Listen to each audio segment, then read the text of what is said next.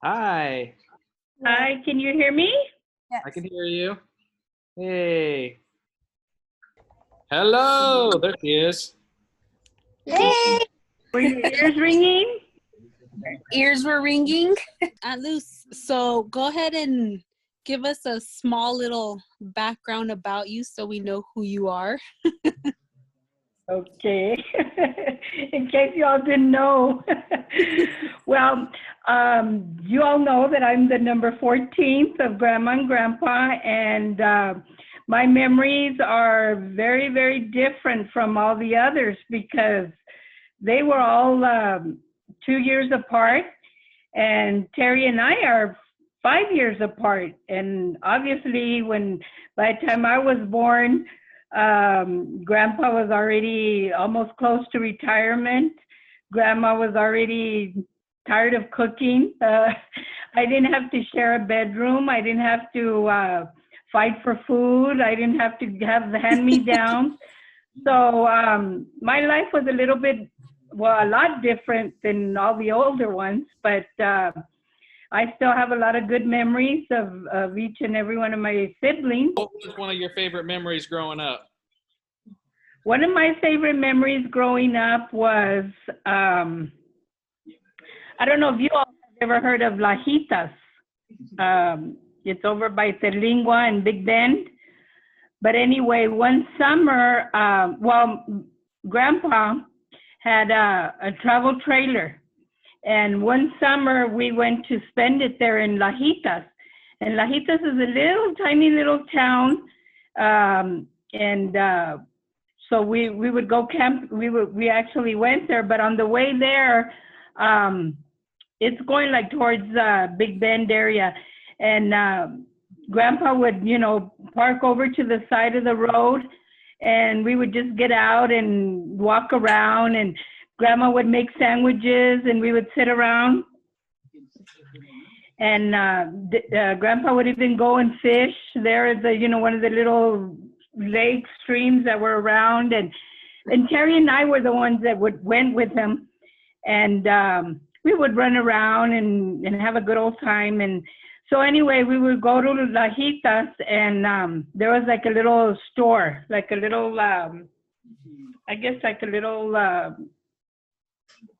store where they had all this food and snacks and stuff, and they had dances there, and we were so happy because Grandma and Grandpa to dance, and they even had a beer drinking goat. Oh my gosh. Was called. And so everybody, all the tourists, everybody that would go would always give that poor little goat a beer, and he would drink it, and he would get drunk, and he was always stumbling, and it was so cute. But anyway, that was a good time for me because since it was just the four of us, we got to just, bond with Grandma and Grandpa, and Grandma was sitting around drinking her Pepsis, doing her search of word, or knitting. She liked to knit. And Terry and I at that time, when I was first born, and Terry was not happy. She was so upset, and she was always trying to get rid of me. But anyway, this one summer, we were actually friends. We would bond. We would run around with the locals there, and we went hiking, and we had a really good time. So for me, that was a good experience because I was able to have Mom and Dad all to ourselves, and we had a good time camping and just playing cards and fishing and going for walks, and it was a good time for me. So that's a good memory. I have many memories, but that was a good one for me. How old were you guys? I would say I was probably about maybe 9 or 10, and Terry was about 15. Okay. And what really struck me with that memory is because on the way there, Terry and I were in the back of the truck. Grandpa had a camper. And of course, Terry and I were forced to talk to each other because it was only us two. But anyway, at that time, that year, Terry actually confessed to me that she was gay. And at that time, I didn't even know what gay was. I didn't even know what, but she had she was able to come and talk to me. And the whole trip there, we talked about it. And I was really, that was something that I remembered because I knew that, she held it for those years. And when she finally confessed it to me, I felt like, okay, I finally broke down her barrier or something. But anyway, through those, much time after that, Terry and I were able to get along, and I was able to understand her, and she was happy that, I had come to terms with her. And in that, we were able to talk to mom and dad about it. And of course, mom and dad never denied her, never, they were always with her and they helped her. And it was a good bonding moment for all of us. So I remember that very, very distinctly. That's awesome. Well, that must have been nice too, that you had grandma and grandpa to yourselves. I'm sure all those kids later, and then you finally, get some alone time with your parents.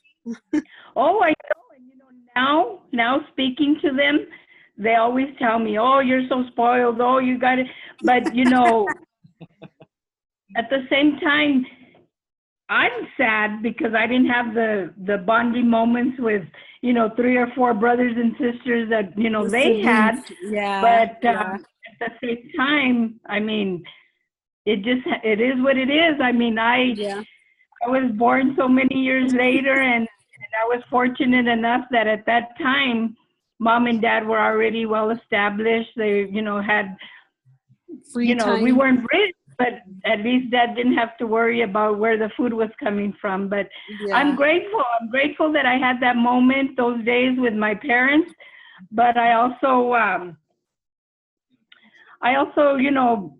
wonder what it would have been like had I been born earlier.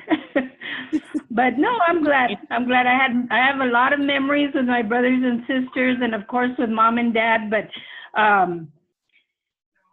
every memory is a good memory. I don't think I have any bad memories.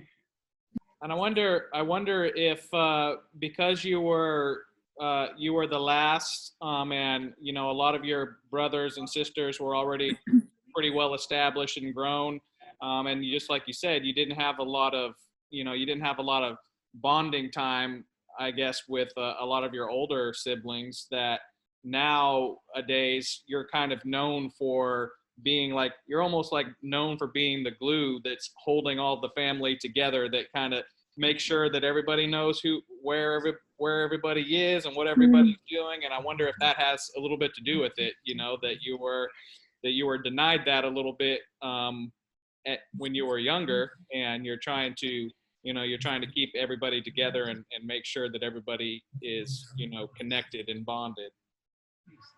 It's funny that you say that, because I do feel that.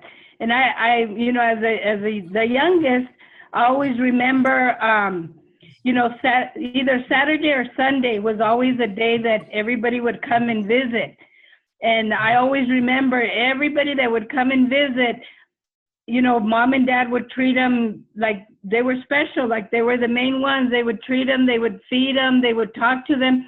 But whenever they would leave, they would always tell me, oh, did you see, Jose didn't empty his plate, or, oh, did you see Rosalinda was in a rush, or, so I was the one that hear all the complaints, and then I, held it. And then later on in life, I would always say, oh, I tended to always want to do that, to always want to bring everybody, regardless of what bad things or good things everybody did. I always wanted everybody to be close, because I always knew that mom and dad wanted them to be close, wanted us to be a family, despite our little arguments. Mom and dad never told anybody anything wrong, but yet when they left, I always heard it. So I knew that they had some issues, but Yeah, I do, and I feel lucky that I'm able to do that. That I'm able to get everybody close and have everybody's back, and I know, I try my best to keep everybody together and well known, and even everybody's always telling me, let it go, don't stress about it.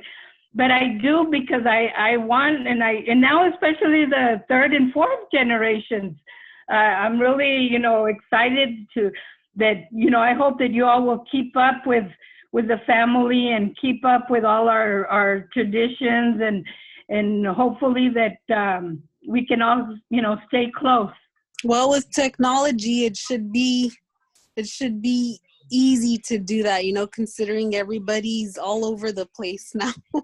That is Whereas, so crazy. It is, definitely. Yeah. And Yeah. I mean, now with the Zoom business, it's amazing. It is so amazing to be able to, get together and see everybody, and yeah, it is. It's crazy. As long as my AOL and dial-up doesn't mess up on me, I'll be okay. AOL. The other day, Gosh. well, the other day we were passing by UTEP. Yeah. And Arturo was telling Aaron that he had graduated from UTEP in 1965. And Aaron says, that was 3 years before my mom was even born. What does that tell you, the age difference? I graduated from college. That's insane. In 1965. That's insane. So, yeah, so we have a lot of good history, a lot of good memories. Awesome. Very good. Well, you want to ask the next question, Caroline? Yeah. So on that note, what's your favorite gift from your mom and dad, my grandma and grandpa? That's a hard one, because again, by the time I came around, your Uncle Art was really, one of the I guess, like a parent figure. And so by that time, mom and dad were really, they were never gift giving kind of people. But anyway, there at Adobe, under the house, there was always cats. There was always cats everywhere. And of course they were having kittens and more kittens. So Grandpa never liked any kind of pets. He never wanted any pets or us to even be around them. Yeah. But one day I got a little cat, a little kitten, and I scratched all over. But anyway, I got him, and I went up to Grandpa and I said, "Oh, Dad, please let me keep this kitten. Please, I'll take care of it. Let me have this kitten." And he was like, no, I don't want any cats.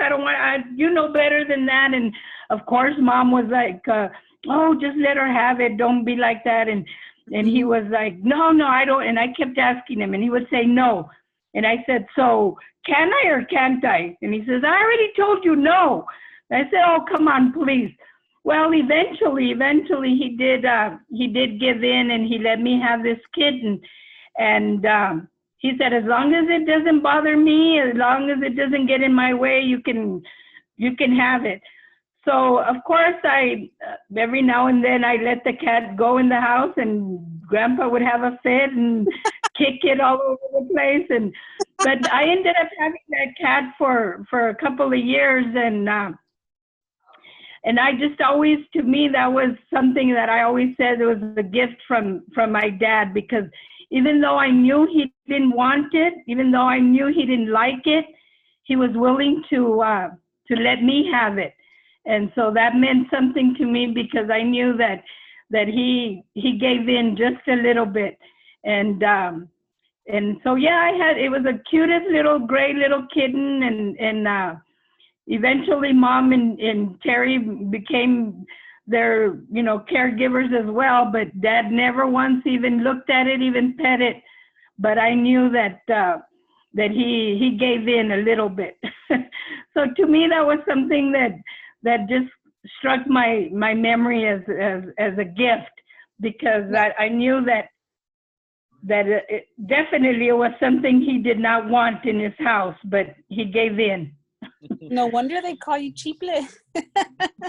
I You finally said, okay, what the heck, why not, exactly, but I mean, it was a cute little kitten. Kind of remind me of my middle child, Sophia, because she, when she wants something, she doesn't give in. Like, she'll ask and I'll say no, and she'll come back 5 seconds later. Well, can I have it? No. Can I have it? No. And eventually I'll have to give in. So maybe that's what Grandpa felt like. Way to go, Sophia. Sophia's my hero. What did you name your kitten? Do you remember? Boo Boo. Boo Boo. Yes. Why did you name him Boo Boo? Because we were always trying to hide everywhere, and we would boo boo boo boo. I always had to keep him away from Grandpa, so I was always trying to hide him. I don't know. That just kind of stuck to me. That's a great memory. So you guys didn't have very many pets growing up then. I mean, there was too many kids to consider having any pets. Exactly. No. Grandpa always never wanted any pets at all. Well, and not just that, but that's an additional mouth to have to feed. Right. Who would you say was Grandma and Grandpa's favorite? Well, I and would don't have be to scared say to say it. You? But I when I read that question, I thought about it. I said, it could be Gloria, because I was his Grandpa's first little girl. It could be Rosalinda, because she was so strong and always helping out. It could be Arturo, because he was the one that provided and helped Grandma and helped Grandpa, raise us. But I want to say me, because Grandma and Grandpa really never showed more love for one of their kids. I mean, they loved us all individually. They loved us all. They treated us all like we were special. They never showed more love for anybody. I mean, it was always in the moment. If we were talking to them, they treated us like we were the only ones. Yeah. And I never felt. To me, I never felt like there was a favorite, because we were always a family. We were always together. I mean, it was never. It was never one or the other. I mean, they treated us all. Oh yeah, Mom never. Mom was the rock. She had us all, love and showed us and did everything for us. And Grandpa, of course, provided, and he was the strong one and disciplined.